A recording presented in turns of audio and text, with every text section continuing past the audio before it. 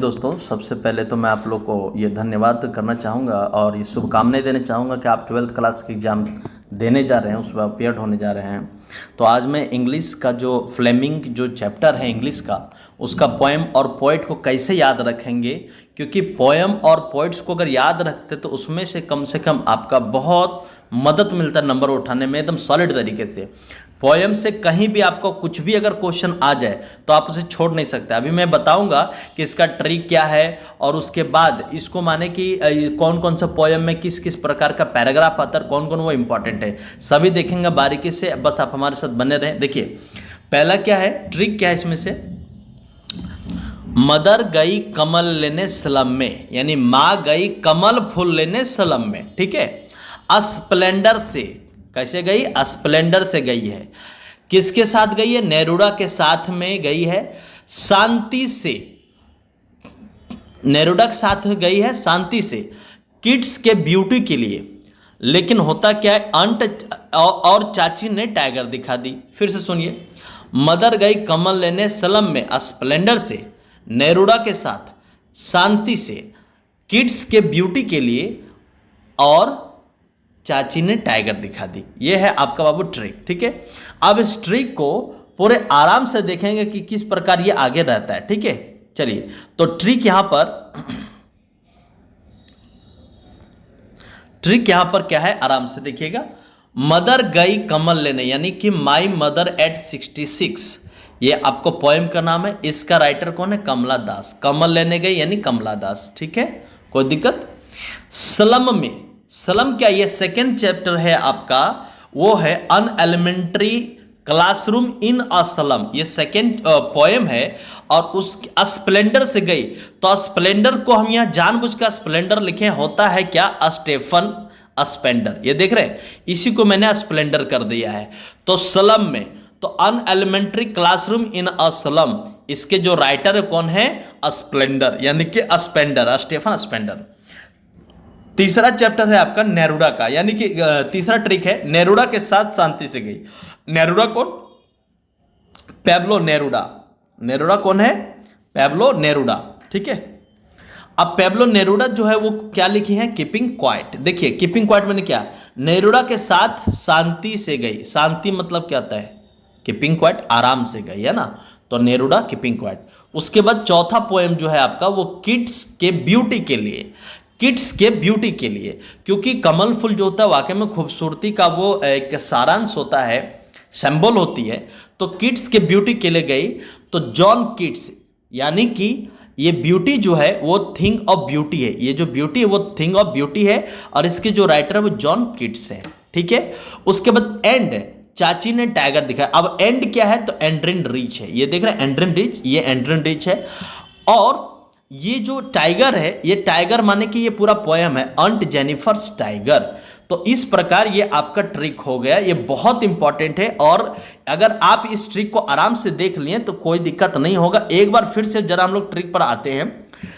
Mother गई कमल लेने सलम में, स्प्लेंडर से, नेरूड़ा के साथ शांति से, किड्स के ब्यूटी के लिए, और एंड चाची ने टाइगर दिखा दी।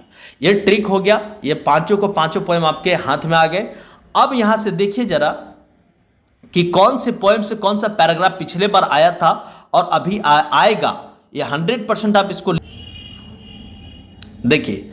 तो ये है माई मदर एट 66।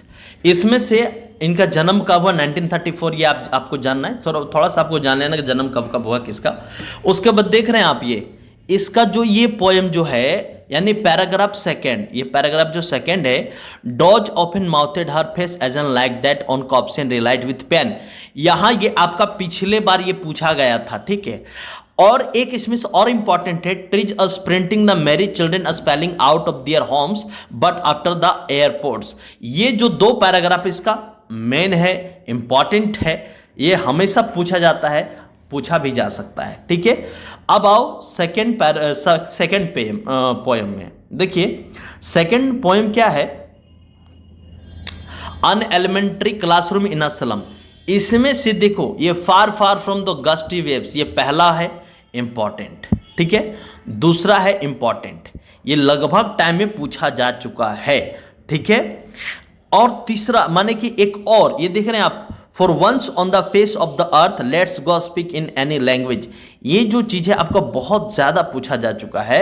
अगर आप कुछ और करना चाहते हैं तो श्योरली शेक्सपियर हेड के बारे में ये पिछले बार पूछा गया था, ठीक है, शेक्सपियर के बारे में। ठीक, तो ये जो है 4 पैराग्राफ इसमें से जो इंपॉर्टेंट है, इसमें से सिर्फ आप एक बार लाइन बाय लाइन पढ़ लेंगे तो आपको पता रहेगा कि कौन सा आएगा और कौन सा नहीं आएगा। बाकी ट्रिक तो आपको पता ही है। आगे का जो पोयम है वो है आपका कीपिंग क्वाइट का। तो कीपिंग क्वाइट में क्या है, now we will count to 12, ये कभी नहीं पूछेगा। ठीक है, देखिए कीपिंग क्वाइट का अभी जो आपका सेट में दिया है वो कौन सा है, fisherman in the cold sea would not harm whales and the man gathering salt would look at his hurt hands. ठीक है, तो ये जो आपका जो है ये बहुत VVI हो जाता है क्योंकि इस बार ये मॉडल पेपर में भी दिया है। और उसके बाद पिछले बार जो पूछा था वो था for once on the face of the earth. लेकिन ये इन सब के बावजूद भी ये आप देखिए यहां पर आपको लास्ट में ये चीज मिल जाएगा, ये ग्रीन वॉर वाला। ठीक है, दो जो prepare green Wars with gas Wars with, ये सबसे मोस्ट VVI आप इसको कर लीजिए।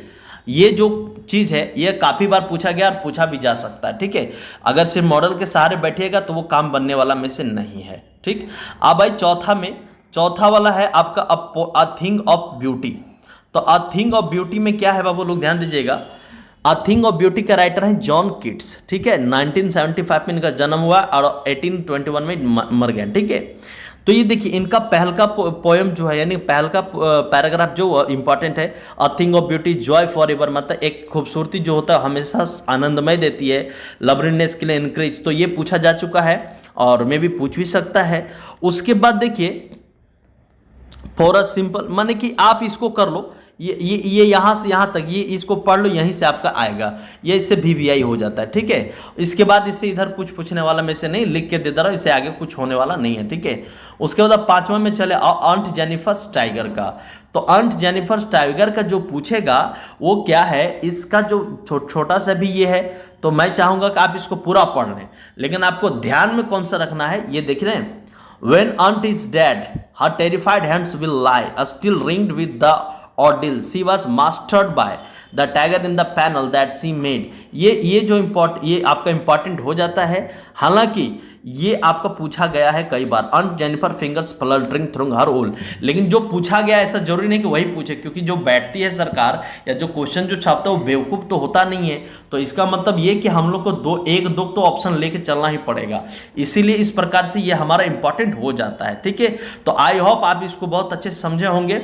और ये अभी शाम तक कम से कम माने कि अगला वीडियो जो हमारा जो नेक्स्ट आएगा वो आपका मॉडल पेपर पर रहेगा कि वो कैसे क्या होता है, कैसे उसको आंसर करते हैं, जो आपका कि MCQ बेस्ड रहेगा और आपका थ्योरी भी बेस्ड रहेगा। तो अगर आप चैनल को सब्सक्राइब नहीं किया तो सब्सक्राइब कर लीजिएगा।